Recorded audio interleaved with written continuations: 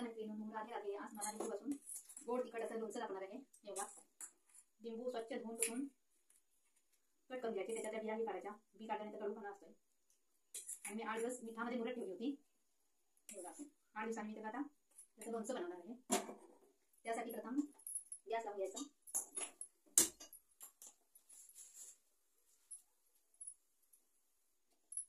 कढईमध्ये मिठामध्ये मोडलेले लिंबूचे काप घालायचे.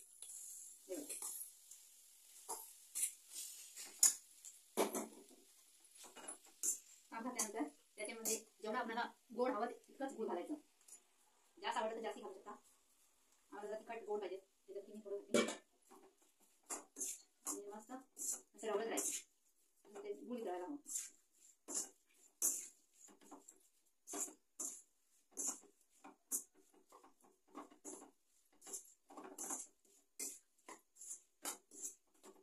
सारखं टेस्टी व्हायला पाहिजे गुळ.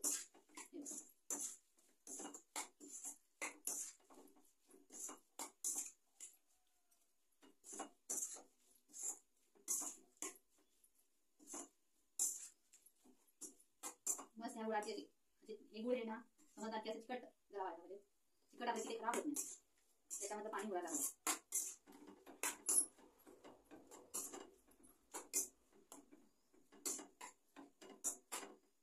मी एका लिंबूमध्ये 8 फोड केले.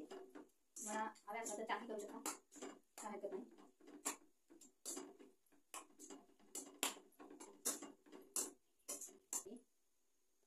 पण तिखट जेवढं हवं तेवढं.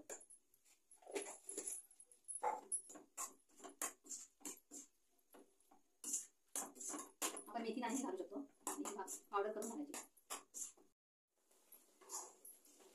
हे बघा, अशा प्रकारे हा पाक घट झाला पाहिजे. गुळ थोडं तरी हे तरच लिंबूचं लोणचं टिकणार, नंतर बुरशी धरणार त्याला. हे बघा मैत्रिणी, आपलं लोणचं तयार आहे. लोणचं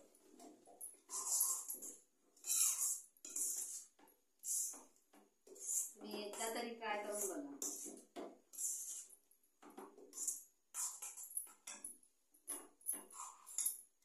हे थंड झाल्यानंतर आपण काचेच्या बरणीमध्ये भरून ठेवायचं. आता मी ह्याच्यामध्ये तुम्हाला दाखवते.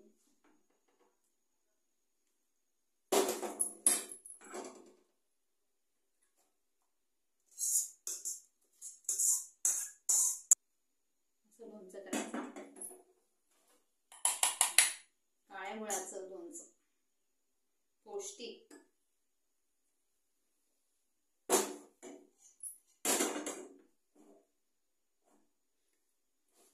जर तुम्हाला व्हिडिओ आवडल्यास लाईक करा, शेअर करा, कमेंटमध्ये पण कळवा. थँक्यू.